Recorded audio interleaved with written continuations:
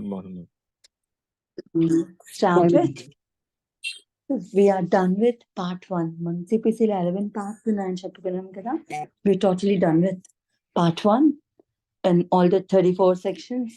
And now we'll start with part 2, right? 35 sections, obviously. We'll start with part 2 from today, which deals with execution. Okay. Execution గురించి concern provisions 36 నుంచి 75 దాకా ఉంటాయండి. But before going into, the new thing, అది కొత్తది కాబట్టి కొంచెం introduction ఇవ్వాలి కాబట్టి as there's duty on my part, కొంచెం ఇంట్రడక్షన్ అయితే ఇస్తాను. Though you all know, please bear with that. So to start with, ఒక వ్యక్తి తన పర్సనల్ ఆర్ వ్యక్తిగతమైన సివిల్ రైట్స్ ఏమైనా వాయిలేట్ అయితే, లేకపోతే ఎవరైనా వాయిలేట్ చేస్తేనో లేకపోతే చేస్తున్నారనో ఒక కోర్ట్ని, సివిల్ కోర్ట్ పర్టికులర్లీ సివిల్ కోర్ట్ని రిలీఫ్ కోరుతూ ఒక ప్రొసీడింగ్ కనుక ఫైల్ చేసినప్పుడు దాని ఎండ్ రిజల్ట్ ఎన్ని ఫార్మ్స్ లో ఉంటుంది అంటే, అది ఏ లీగల్ ప్రొసీడింగ్ అయినా కానివ్వండి, దాని ఎండ్ రిజల్ట్ సివిల్ ప్రొసీడింగ్స్ లో ఎన్ని ఫార్మ్స్ లో ఉంటుందండి? It may be in the form of decree, it may be in a form of order, or ultimately it may be in a form of judgment. ఈ 3 forms లోనే ఉంటుంది ఏదైనా civil proceeding యొక్క end result, right? Decree is always in suits అని చెప్పుకున్నామండి. Suits లో మాత్రం ఇచ్చే final judgement ఏమైతే ఉంటుందో దాన్ని డిక్రీ అని పిలుస్తాం. అండ్ ఆర్డర్స్ ఎందులో ఇస్తారంటే, కోర్టుకి మనం ఏదైనా అప్లికేషన్ పెట్టుకునేటప్పుడు మేడ్ బి అనే అప్లికేషన్, అది ఇంటర్లోక్యుటరీ అప్లికేషనా, లేకపోతే కేవియట్టా, లేకపోతే సెక్షన్ 144 కింద అప్లికేషనా, మనం ఇట్లా చాలా అప్లికేషన్స్ చాలా సెక్షన్స్ కింద పెట్టుకుంటూ ఉంటాం అనమాట. సో అటువంటి అప్లికేషన్స్ పెట్టుకున్నప్పుడు అందులో వచ్చిన ultimate result end result order అవుతుంది. అండ్ దెన్ అల్టిమేట్ గా మిగిలింది జడ్జ్మెంట్స్. ఈ జడ్జ్మెంట్ ఎందులో వస్తుందంటే, it may be in appeals, it may be in revision, it may be in review, ఇట్లా అలాంటి వాటిలో వచ్చేవి మనం జడ్జ్మెంట్స్ కింద కన్సిడర్ చేస్తాం, రైట్?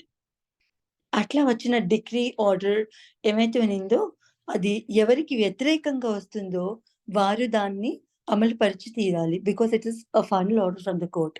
అట్లా అమలు పరిచినప్పుడు ఆ పర్టికులర్ వ్యక్తి దాన్ని ఒబే చేయనప్పుడు ఎవరికి ఫేవరబుల్ గా వచ్చిందో వారు దాన్ని అమలు పరచమని కోర్టుని అడుగుతారనమాట. సో ఇట్లా ఎవరైతే కోర్టుని అడుగుతున్నారో so called court order, court decree or court judgement ఏమైతే ఉందో దాని జడ్జ్మెంట్ ని ప్రస్తుతానికి తీసుకోవద్దు. We only deal with decree and order particularly. Court ఇచ్చిన డిక్రీ కానీ ఆర్డర్ కానీ ఎవరికి అన్ఫేవరబుల్ గా వచ్చిందో వాళ్ళు కనుక దాన్ని అమలు పరుచుకుంటే, ఫేవరబుల్ గా వచ్చిన పార్టీ కోర్టుకి వెళ్ళి దాన్ని మీరే అమలు పరిచి ఇవ్వండి అని చెప్పి అడుగుతారు. This being the background, will read what execution is. ఇప్పుడు ఎగ్జిక్యూషన్ అంటే ఏమిటి అంటే, దానికి ఏమి ఒక పర్టికులర్ నిర్వచనం ఏమి సిపిసిలో ఇవ్వలేదండి. So we obviously will take legal డిక్షనరీలో ఉండిన డెఫినేషన్ ఏమైతే ఉందో, మీనింగ్ ఏమైతే ఉందో మనం అదే తీసుకుంటాం. అండ్ దాని డెఫినేషన్, దాని లీగల్ డిక్షనరీ డెఫినేషన్ ప్రకారం execution is nothing but implementing or enforcing order or judgment అని రాసి ఉంటుంది అందులో, రైట్? క్లుప్తంగా సింపుల్ గా చెప్పుకోవాలంటే ఎగ్జిక్యూషన్ అంటే ఏమిటంటే, మనందరికీ తెలిసినట్టు కోర్ట్ ఆర్డర్ ని అమలు పరిస్తే, కోర్టే అమలు పరచమని మనం అడిగితే దాని ఎగ్జిక్యూషన్ అండ్ అట్లా అడుగుతూ ఇన్స్టిట్యూట్ చేసిన ప్రొసీడింగ్స్ ఏవైతే ఉండినాయో వాటిని ఎగ్జిక్యూషన్ ప్రొసీడింగ్స్ అని చెప్తాం. వాటిలో ఏమేమి ఉంటాయి అనేది దాని సబ్స్టాన్షియల్ ప్రొవిజన్స్ అన్ని మనం 36 నుంచి 75 దాకా ఉండిన ప్రొవిజన్స్ లో చదువుకుంటాం. 74 దాకా ఉండిన ప్రొవిజన్స్ లో చదువుకుంటాం, రైట్? అండ్ దెన్ దీనికి కనెక్టెడ్ ఆర్డర్ ఏమో ఆర్డర్ 21 ఉంటుంది. And it is the lengthiest order and we call that as heart of CPC. Because మనకు ఒత్తి జడ్జ్మెంట్ ఆర్డర్ డిగ్రీ వచ్చేస్తే అండ్ దాన్ని అవతల పార్టీ, ఓడిన పార్టీ ఎవరికి ఎగనిస్ట్ వచ్చిందో ఆ పార్టీ కనుక ఎబాడే లేకపోతే మనకి అది చిత్తి కాగితంతో లెక్క. సో దాన్ని ఎన్ఫోర్స్ చేసుకోవడానికి కోర్టుకి మనం వెళ్తూ ఇనిషియేట్ చేసిన ప్రొసీడింగ్స్ ఏమైతే ఉన్నాయో అవి ఎగ్జిక్యూషన్ ప్రొసీడింగ్స్ అని చెప్తాం. దాని ప్రొసీజర్ అంతా మనం ఆర్డర్ 21 లో చదువుకుంటాం. అండ్ ఆర్డర్ 21 లో 106 రూల్స్ ఉంటాయి. And it is the lengthiest order in CPC అనమాట. దాన్ని మనం హార్ట్ ఆఫ్ సిపిసి అని చెప్పుకుంటాము. ఇది వరకునే చెప్పుకున్నాం మనం. So this being the background of execution, మనం will straight away go into section 36, right? అర్థమైంది కదా అండి. ఎగ్జిక్యూషన్ అంటే ఏమిటి? సింపుల్ గా కోర్ట్ ఆర్డర్ అమలు పరిస్తే దాన్ని ఎగ్జిక్యూషన్ అని చెప్పి పిలుస్తాం. అండ్ దెన్ కోర్ట్ ఆర్డర్ ఎవరు అమలు పరుస్తారు? ఇక్కడ పర్టికులర్ గా కోర్టే అమలు పరుస్తుంది, right? And section 36 says, I'll read this for you. One moment.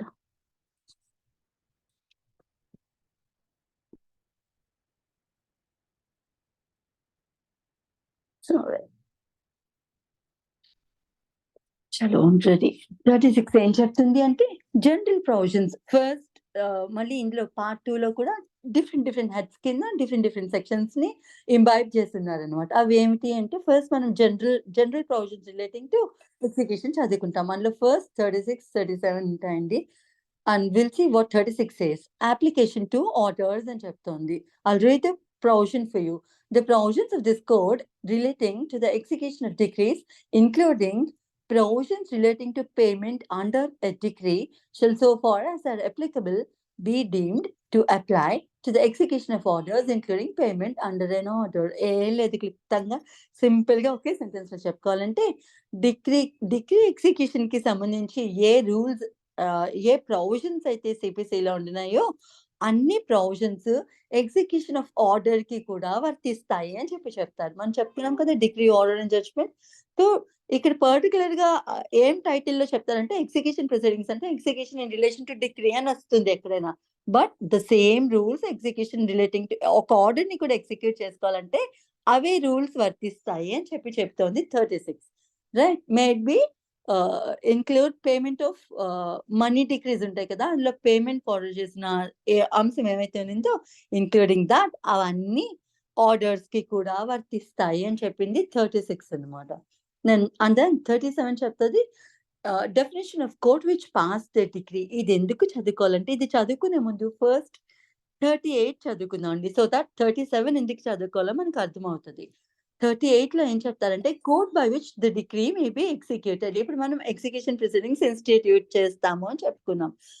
A court డిగ్రీని అమలు పరచాలి అంటే ఏ కేటగిరీ ఆఫ్ కోర్ట్స్ దాన్ని అమలు పరచాలి అంటే ఈ సెక్షన్ చెప్తుంది అనమాట. A decree may be executed either by the court which passed it. ఒకటి ఏ కోర్ట్ అయితే ఆ డిగ్రీని పాస్ చేసిందో ఆ కోర్టులోనే మనం ఆ ఎగ్జిక్యూషన్ ప్రొసీడింగ్స్ అమలు పరచమని అడుగుతూ మనం ప్రొసీడింగ్స్ ఇన్స్టిట్యూట్ చేస్తాం అనమాట. రైట్.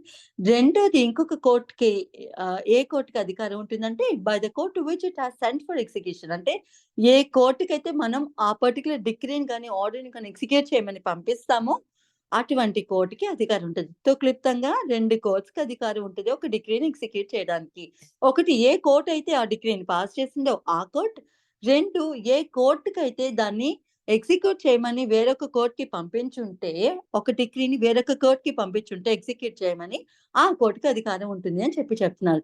సో మనం ఇక్కడ తీసుకోవాల్సింది టర్మినాలజీ ఆఫ్ దిస్ ప్రొవిజన్ అనమాట.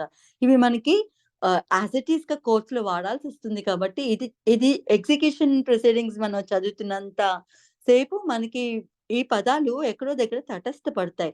సో బేసిక్ గా అవి ఏంటి, వాటి మీనింగ్ ఏమిటి అనేది మనం తెలుసుకోవాల్సి ఉండే కాబట్టి దానికి నిర్వచనం 37 లో ఇస్తారనమాట. ఇక్కడ ఏం చెప్పుకున్నాం, కోర్ట్ విచ్ పాస్డ్ డిగ్రీ అని చెప్పుకున్నాం కదా. 37 లోను కోర్ట్ విచ్ పాస్డ్ డిగ్రీ అంటే ఏ కోర్ట్ అవుతుంది అనే దాన్ని నిర్వచిస్తుంది అనమాట. Now will go to 37. The expression court which passed a decree or words to that effect అంటే సిమిలర్ వర్డ్స్ ఎక్కడైనా కనిపిస్తే కోర్ట్ విచ్ పాస్డ్ డిగ్రీ అనే పదాలు ఎక్కడైనా మనకి తటస్థపడితే వాటిని ఏమని తీసుకోవాలట, shall in relation to the execution of decrees. ఈ పదాలు ఆబ్వియస్లీ డిగ్రీస్ ఎగ్జిక్యూట్ చేసిన ప్రొవిజన్స్ ఏమైతే ఉంటాయో అటువంటి ప్రొవిజన్స్ దగ్గర ఇది కనపడుతుంది మనకి. పర్టికులర్ టెర్మినాలజీ కనబడుతుంది. ఏమిటది, కోర్ట్ విచ్ పాస్డ్ డిగ్రీ అని కనిపిస్తుంది. సో అది ఎక్కడ కనిపించినా సరే ఆ కోర్ట్స్ ఏమవుతాయి అనేది చెప్తున్నారు. The expression courts which passed a decree or words to that effect shall in relation to execution of a decrees unless there is anything repugnant in the subject of the context. అది ఏ సందర్భంలో వాడారో ఏ subject లో వాడారో అక్కడ ఏమైనా విరుద్ధమైన meaning ఇస్తే తప్పితే, okay, ఏదైనా కాంట్రరీ మీనింగ్ ఇస్తే తప్పితే ఈ కింద ఏమైతే మెన్షన్ చేశానో అదే మీనింగ్ తీసుకోండి అని చెబుతుంది అనమాట. సో జనరల్ గా ఏమిస్తారు, బి డీమ్ టు ఇంక్లూడ్ ఏమేమి ఏ court which passed A degree అనే కేటగిరీ కిందన వస్తాయి అంటే ఏలో చెప్తారు wear a decree to be executed has been passed in exercise of appellate jurisdiction. appellate jurisdiction ని ఎక్సర్సైజ్ చేస్తూ ఏదైనా ఒక కోర్టు డిగ్రీ పాస్ చేస్తే అప్పుడు ఆ తరుణంలో ఏ కోర్ట్ అవుతదట? కోర్ట్ విచ్ పాస్డ్ డిక్రీ అని ఏ కోర్ట్‌ని అంటామట? Court of first instance. ఏ కోర్ట్‌లో అయితే ఫస్ట్ టైమ్ ఆ సూట్ ఇన్‌స్టిట్యూట్ కాబడినిందో అటువంటి కోర్ట్‌ని కోర్ట్ ఆఫ్ ఫస్ట్ ఇన్‌స్టెన్స్ అని పిలుస్తాం. ఇదేమైనా అర్థమైందా అండి? No. Do you want me to repeat? Yeah, please, madam. Please. చలో. మనం 38లో చదువుకున్నాం. ఏ కోర్ట్స్ డిక్రీని ఎగ్జిక్యూట్ చేసే అధికారం కలిగి ఉంటాయంటే 2 కేటగరీ ఆఫ్ కోర్ట్స్ చెప్పారు. ఫస్ట్ కోర్ట్ ఏ కోర్ట్ అయితే ఆ డిక్రీని ఒరిజినల్‌గా పాస్ చేసిందో ఆ కోర్ట్‌కి అధికారం ఉంటుంది. లేదా ఆ డిక్రీని ఎగ్జిక్యూట్ చేయమని ఏ కోర్ట్‌కైతే పంపించేస్తామో ఆ పర్టిక్యులర్ కోర్ట్‌కి అధికారం ఉంటుంది అని చెప్పారు. సో, ఇక్కడ మనం తీసుకోవాల్సిన టెర్మినాలజీ ఏమిటంటే కోర్ట్ విచ్ పాస్డ్ డిక్రీ.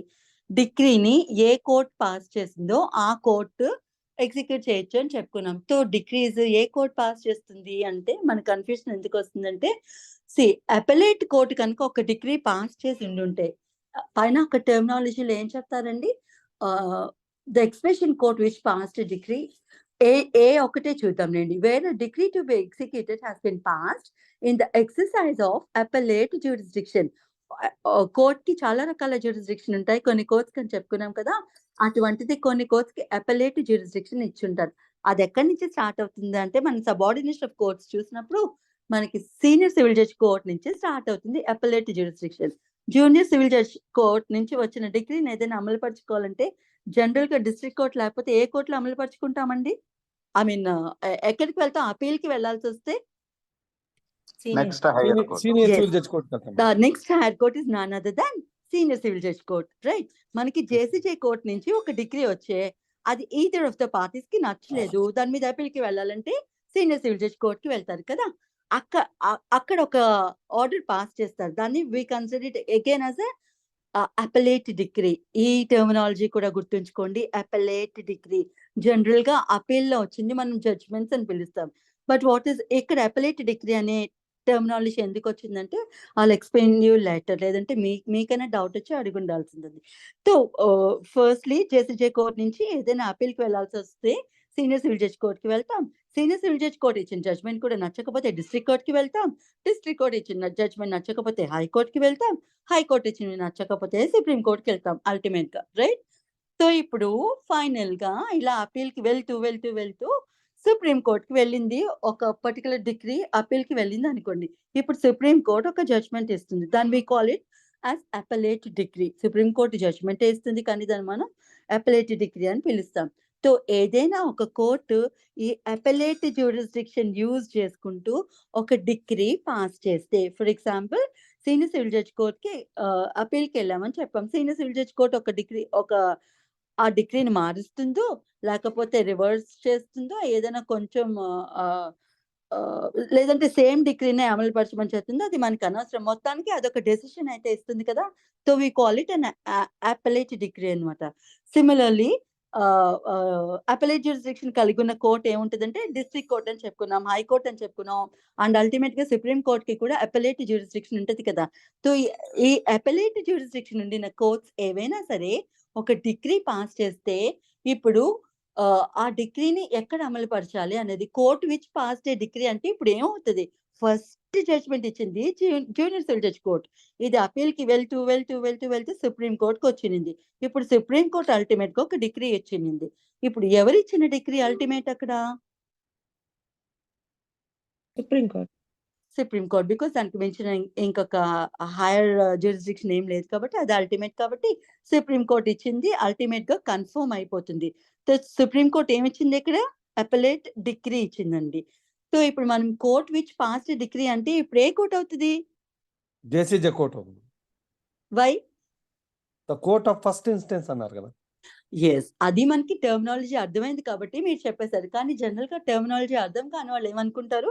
అల్టిమేట్‌గా సుప్రీం డిగ్రీ కోర్ట్ ఇచ్చింది అనుకో. సుప్రీం కోర్ట్ కాబట్టి కో ఏ కోర్ట్ అయితే డిగ్రీ ఇచ్చిందో అక్కడ మనం అమలు పరుచుకోవడానికి దాన్ని ప్రొసీడింగ్స్ వేసుకోవచ్చు కాబట్టి జనరల్‌గా లేమన్ ఏమనుకుంటారండి? సుప్రీం కోర్ట్‌లో వేసుకోవాలని అనుకోరా? సో, అనుకుంటారు మేడం. అట్లా తీసుకోకండి. ఏదైనా అపెలేట్ కోర్ట్ ఒక డిగ్రీ ఇచ్చినప్పుడు దానికి సంబంధించి ఇప్పుడు కోర్ట్ విచ్ పాస్ట్ డిగ్రీ ఏమవుతుందంటే ఆ అల్టిమేట్ అపెలేట్ కోర్ట్ అవ్వదు. ఏ కోర్ట్ అయితే ఫస్ట్ టైం డిగ్రీ ఇచ్చిందో, ఏ కోర్టులో అయితే ఫస్ట్ టైం సూట్ ఫైల్ అయ్యి ఫస్ట్ టైం డిగ్రీ ఇచ్చిందో అది కోర్ట్ విచ్ పాస్ట్ డిగ్రీ అవుతుంది అని చెప్తోంది class A. Is this clear? Yes, ma'am. Yes, ma'am. Clear, Yes, madam. ma'am. So now you have to ask me, why is it called an appellate decree? Appellate decree అని ఎందుకు పిలుస్తారు? Appeals లో general గా వచ్చేది judgement కదా అంటే degree appeal is nothing but extension of degree అంటారండి, continuation of degree అని చెప్పి పిలుస్తారు. ఇప్పుడు అపీల్ లో మన కొత్త అంశం ఏమీ తీసుకురావట్లేదు కదా, ఆల్రెడీ కింద కోర్టు ఏమైతే జడ్జ్మెంట్ ఇచ్చిందో ఆ జడ్జ్మెంట్ తో అగ్రీ అయి ఉన్నారు కాబట్టి దాని మీద మళ్ళీ మనం అపీల్ కి వెళ్ళాం. తో అపీల్ లో ఏం చేస్తారు, ఆ డిగ్రీ ఆ ప్రొసీడింగ్స్ ఇంకా కొనసాగుతూ ఉంటాయా, ఇంకా కొత్తవి ఏమైనా వస్తాయా అండి? వేరే అంశాలకి సంబంధించినవి ఏమైనా వస్తాయా? బేసిక్ గా ఆ సూట్ దేని మీద ఫైల్ అయిందో దానికి సంబంధించిన అంశాలే వస్తాయా? Basic. దానికి madam. సంబంధించిన అంశాలే వస్తాయి మేడం. అంశాలే వస్తాయి. తో మనం అపీల్ అంటే ఏం చెప్తారు అంటే it is nothing but extension of proceedings of suit అని చెప్తారనమాట. సో అది దాన్ని సూట్ ప్రొసీడింగ్స్ ఎక్స్టెండ్ అయింది అని కన్సిడర్ చేస్తాం కాబట్టి ఆ అపీల్ లో వచ్చిన జడ్జిమెంట్ ఏమైతే ఉన్నిందో దాన్ని మనం అపెలేట్ డిగ్రీ అని పిలుస్తాం. Now you understand the terminology? Yes, Yes, ma'am. ma'am. So ma'am. Otherwise general గా అపీల్స్ లో వచ్చేవి మనకి జడ్జ్మెంట్ కింద కన్సిడర్ చేస్తాం అన్నమాట. Right. So degree court which past degree అంటే ఏ క్లాజ్ లో ఏం చెప్పారు, court of first instance appellate degree, appellate court కనుక ఏదైనా ఒక డిగ్రీ పాస్ చేస్తే అప్పుడు మనకి court which past A degree ఏమవుతుందంటే దట్ కన్సర్న్ అపెలేట్ కోర్ట్ కాదు, ఫస్ట్ కోర్ట్ ఏదైతే ఫస్ట్ టైం డిగ్రీ పాస్ చేసిందో కోర్ట్ ఆఫ్ ఫస్ట్ ఇన్స్టెన్స్ అనే లాంగ్వేజ్ తో మనం పిలుస్తాం దాన్ని, అది మాత్రమే కోర్ట్ విచ్ పాస్ట్ డిగ్రీ అవుతుంది for the purposes of execution proceedings. ఓకేనా అండి? అది ఏ క్లాస్ ఏలో అది చెప్తారు. క్లాస్ బిలో చెప్తారు wear the court of first instance has seized to exist. Cease to exist అంటే ఎండ్ అయిపోయింది, దాని ఉనికి ఇప్పుడు లేదు. Right. Wear the degree wear the court of first instance has cease to exist are to have jurisdiction to execute it. మొత్తం court ఉనికే పోయింది, కోర్టే లేదు, లేదా కోర్టుకి ఒక పర్టికులర్ మ్యాటర్ డీల్ చేసే అధికారం దాని నుంచి తీసేసారు, దాని జ్యూరిస్డిక్షన్ నుంచి తీసేసి వేరొక కోర్టుకి ఇచ్చిండినారు. ఈ రెండు సందర్భాల్లో wear the court of first instance has cease to exist అంటే ఒరిజినల్ గా డిగ్రీ ఏమైతే కోర్టు ఇచ్చిందో ఆ కోర్టు ఇప్పుడు ఎగ్జిస్ట్ కావట్లేదు, లేదా దానికి ఫస్ట్ ఇటువంటి సూట్స్ డీల్ చేసే జ్యూరిస్డిక్షన్ ఉండుంటే ప్రస్తుతానికి ఆ జ్యూరిస్డిక్షన్ దాని నుంచి తీసేసి వేరొక కోర్టుకి ఇచ్చారు. ఈ టెర్మినాలజీ అర్థమైందా అండి? Where Yes, the ma'am. where the court of first instance has ceased to exist అంటే ఫస్ట్ టైం ఏ కోర్టులో అయితే ఆ సూట్ ఫైల్ చేసి ఉండినారో ఏ కోర్ట్ అయితే ఆ డిగ్రీ పాస్ చేసిందో ఇప్పుడు దాని ఉనికి లేదు, ఆ కోర్ట్ లేదంట, ఆ కోర్టుని రద్దు చేసింది గవర్నమెంట్ ఫర్ సమ్ రీజన్, లేదా దాని నుంచి ఆ పర్టికులర్ మ్యాటర్స్ ట్రై చేసే జ్యూరిస్డిక్షన్ తీసేసి వేరొక కోర్టుకి ఇచ్చింది. ప్రస్తుతానికి ఫర్ ద టైం బీయింగ్ ఆ కోర్టుకి ఆ పర్టికులర్ మ్యాటర్స్ ఆ పర్టికులర్ సూట్ లో ఉండిన అంశాలు ఏవైతే ఉండినాయో ట్రై చేసే అధికారం దానికి లేనట్టు చేసింది అనమాట, దానికి జ్యూరిస్డిక్షన్ లేకుండా చేసింది. I'll give you an example so that you can understand better. ఇది ఆల్రెడీ మనం చదువుకున్నాం. ఫర్ ఎగ్జాంపుల్ ఒక ఊర్లోను ఒక పెద్ద ఊరు ఉంది అనుకుందాం, ఆ ఊర్లోనే ఒక సింగిల్ కోర్టే ఉంది, ఒక జేసీజే కోర్టే ఉంది. తర్వాత దాని జనాభా పెరుగుతూ వస్తోంది, లేదు ఆ పర్టికులర్ ఊరు ఏమైతే ఉందో దాన్ని స్టేట్ గవర్నమెంట్ బైఫోకేట్ చేసి 2 ఊర్లు చేసింది. సో ఇప్పుడు ఏం చేస్తుంది, ఈ కోర్టులో ఈ కోర్టుకు ఉండిన జ్యూరిస్డిక్షన్ తీసేసి ఆ వేరొక కోర్టు 2 ఊర్లు అయ్యాయి కదా, ఆ ఊర్లో ఒక కోర్టు పెట్టి ఈ కోర్టుకు ఉండిన జ్యూరిస్డిక్షన్ కొన్ని ఏరియాస్ కి తీసేసి ఆ పర్టికులర్ ఏరియాస్ అంతా జ్యూరిస్డిక్షన్ ఆ పర్టికులర్ సెకండ్ కాన్స్టిట్యూట్ అయిన కోర్టుకి ఇచ్చేస్తుంది. సో ఇప్పుడు ఫస్ట్ కోర్ట్ ఉందా లేదా? లేదు మేడం. లేదు మేడం. ఫస్ట్ కోర్ట్ లేదు madam. No you're not getting this. First court ఉనింది కానీ దాని జ్యూరిస్డిక్షన్ ఉండే ఏరియాస్ తీసేసి సెకండ్ కోర్టుకి ఇచ్చారు. Yes, madam. You getting this అండి? Yes, ఒక madam. పర్టికులర్ అంటే జ్యూరిస్డిక్షన్ మాత్రమే ఇచ్చారు. ఎస్. కొంత పార్ట్ ఆఫ్ జ్యూరిస్డిక్షన్ తీసేసి, ఎందుకంటే అది బైఫోకేట్ అయిపోయింది కాబట్టి 2 పార్ట్స్ కింద చేసేసారు. కాబట్టి దాన్నేం చేశారు, ఇప్పుడు ఏ కోర్ట్ ఏమైతే ఫస్ట్ ఇనిషియేట్ కాబడిన జేసీజే కోర్ట్ ఏమైతే ఉన్నిందో అది అట్లనే ఉన్నింది. ఒక పర్టిక్యులర్ ఏ అనే ఊరికి. బి అనే ఊరు కొత్తగా క్రియేట్ చేశారు కాబట్టి దానికి ఒక కోర్ట్ ఉండాలి కాబట్టి జేసీజే అనే వేరే సెకండ్ కోర్ట్ పెట్టున్నారు. సెకండ్ అడిషనల్ కోర్ట్ ఏదో అక్కడ పెట్టుండినారనుకోండి. రైట్. ఇప్పుడు ఆ ఊరికి తగ్గ జ్యూరిస్డిక్షన్ ఈ ఫస్ట్ కోర్ట్ నుంచి తీసేసి ఆ సెకండ్ కోర్ట్‌కి ఇస్తారు. నాకు ఈ తెలుగులో కొన్ని చెప్పడం కష్టమవుతుంది. కొంచెం ఎక్కువగా ఎక్స్‌ప్లెయిన్ చేయాల్సొస్తుంది. బట్ మీకు కాన్సెప్ట్ అర్థమవుతుందని అనుకుంటున్నాను. అర్థమైందా అండి? ఎగ్జాక్ట్‌లీ అర్థమవుతోంది మేడం. అర్థమైంది. అర్థమైంది Right. కదా! సో, ఇట్లా అన్నమాట. ఒక కోర్ట్‌కి అసలు కోర్ట్ సీజ్ టు ఎగ్జిస్ట్ అంటే కోర్టే లేదు. అది ఎలానో మనకు అర్థమవుతుంది. కానీ దానికి జ్యూరిస్డిక్షన్ ఎట్లా లేదు అన్న దానికి నేను మీకు ఎగ్జాంపుల్ ఇచ్చానన్నమాట. సో, ఏ కోర్ట్‌కి ఒరిజినల్‌గా ఉన్న జ్యూరిస్డిక్షన్ తీసేసి కొంత పార్ట్ ఆఫ్ టెరిటరీకి సంబంధించిన జ్యూరిస్డిక్షన్ తీసేసి బి కోర్ట్‌కి ఇచ్చారు. అర్థమైందా? ఇప్పుడు ఏ కోర్ట్‌కైతే ఆ పర్టిక్యులర్ ఏరియాకి సంబంధించిన మ్యాటర్స్ డీల్ చేసే అధికారం లేదు. బి కోర్ట్‌కి ఇచ్చారు ఆ అధికారం. ఇప్పుడు అర్థమైందా అండి పాయింట్? So, madam. అలాంటి సెనారియోలో బిలో ఏం చెప్తారు, క్లాజ్ బిలో ఏం చెప్తారంటే, where the court of first instance has ceased to exist, లేదు ఆ court well and good, or fail to have jurisdiction to execute it. దానికి ఆ కోర్ట్ అయినా లేదు, ఆ కోర్ట్‌కి ఆ జ్యూరిస్డిక్షన్ అయినా లేదు. సింపుల్ లాంగ్వేజ్‌లో ఇంతనే. ఓకే.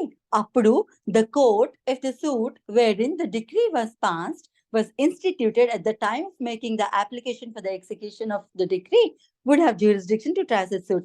ఇప్పుడు ఫస్ట్ కోర్ట్ ఏ కోర్ట్ ఏమైతే ఉన్నిందో అదొక డిగ్రీ పాస్ చేసేసిందండి. డిగ్రీ పాస్ చేసిన తర్వాత ఆ కోర్ట్ లేదు. It has cease to exist. Government ఆ కోర్ట్‌ని రద్దు చేసేసి వేరొక కోర్ట్‌ని పెట్టింది దీని బదులు. లేదు, దీని పార్ట్ ఆఫ్ జ్యూరిస్డిక్షన్ తీసేసి ఆ పర్టిక్యులర్ మ్యాటర్ ఏ ఏరియాలోకి వస్తుందో ఆ ఏరియా బి కోర్ట్‌లోకి వెళ్ళిపోయిందన్నమాట. సో, ఏ కోర్ట్‌కి జ్యూరిస్డిక్షన్ లేదు. ఆ జ్యూరిస్డిక్షన్ బి కోర్ట్‌కి వెళ్ళిపోయింది. సో, ఇక్కడ కాన్సెప్ట్ ఏమిటంటే ఇప్పుడు ఆ డిక్రీని ఏ కోర్ట్ ఇచ్చిన డిక్రీని అమలు పరచాలంటే కోర్ట్ విచ్ పాస్డ్ ఎ డిక్రీలో మనం వేసుకోవాలి. ఇప్పుడు court which passed a decree లేనైనా లేదు, దానికి జ్యూరిస్డిక్షన్ అయినా లేదు. ఇప్పుడు ఏ కోర్ట్‌లో అమలు పరుస్తాం దాన్ని? B B court. కోర్ట్‌లో అమలు పరుస్తాం. యెస్. ఎందుకని? ఆ కోర్ట్‌కి జ్యూరిస్డిక్షన్ లేదు కదా! యెస్. సో, ఏ ఆ కోర్ట్? పర్టిక్యులర్ మ్యాటర్ డీల్ చేయడానికి జ్యూరిస్డిక్షన్ ఇప్పుడు ప్రెజెంట్‌గా అదే మ్యాటరు కోర్ట్‌లోను ఫైల్ చేయాల్సొస్తే ఏ కోర్ట్‌లో ఫైల్ చేస్తామో ఆ ఆ కోర్ట్‌లోను వేసుకోవచ్చు అని చెబుతోంది. రైటా అండి? ఇది clause B terminology. Yes madam. Yes, right. yes, ma'am. సో, ఒక ఏ కోర్ట్ అయితే డిగ్రీ పాస్ చేసిందో ఆ కోర్ట్ ఆఫ్ ఫస్ట్ ఇన్‌స్టెన్స్‌కి అది ఉనికి కోల్పోయినా, దానికి జ్యూరిస్డిక్షన్ లేకపోయినా అట్ ప్రెజెంట్ ఏ కోర్ట్‌కైతే దాన్ని అటువంటి మ్యాటర్స్ ట్రై చేయడానికి జ్యూరిస్డిక్షన్ ఇచ్చారో ఆ కోర్ట్‌లోను మనం ఎగ్జిక్యూషన్ వేసుకోవాలి అని చెబుతున్నారు. అది క్లాజ్ బి. క్లియరా అండి? A and B? Yes, yes, madam. Yes. So, court which passed decree ఏమవుతది అంటే కన్‌ఫ్యూజన్ లేకుండా ఉండాలంటే ఒకటి ఒరిజినల్‌గా ఏ కోర్ట్ అయితే డిగ్రీ పాస్ చేసిందో ఆ కోర్ట్‌నే మనం court of first instance or court which passed decree అని చెప్పి పిలుస్తాం. లేదు, ఇప్పుడు మళ్ళీ కోర్ట్ ఆఫ్ ఫస్ట్ ఇన్‌స్టెన్స్ అని వచ్చింది కాబట్టి కోర్ట్ ఆఫ్ ఫస్ట్ ఇన్‌స్టెన్స్ అంటే ఏమిటంటే ఫస్ట్ టైమ్ ఎక్కడైతే ఆ సూట్ ఫైల్ చేస్తామో ఫస్ట్ టైమ్ ఏ కోర్ట్ అయితే ఆ సూట్ రైట్స్ డిగ్రీ ఇస్తుందో అది కోర్ట్ ఆఫ్ ఫస్ట్ ఇన్‌స్టెన్స్ అవుతుంది. కానీ కొన్ని కన్‌ఫ్యూజింగ్ ఇవి ఉంటాయి. ఒకవేళ ఆ కోర్ట్‌కి కనుక జ్యూరిస్డిక్షన్ లేకపోతే ఏమిటి పరిస్థితి అంటే, ఏ కోర్ట్‌కైతే జ్యూరిస్డిక్షన్ ఉన్నిందో ఆ డిగ్రీని ఇప్పుడు ఎగ్జిక్యూట్ చేయడానికి ఆ పర్టిక్యులర్ కోర్ట్‌లో వేసుకోండి అని చెప్తుంది. అదే కోర్ట్ విచ్ పాస్డ్ డిగ్రీ అవుతది ఫర్ ది టైమ్ బీయింగ్ అని చెప్తుంది.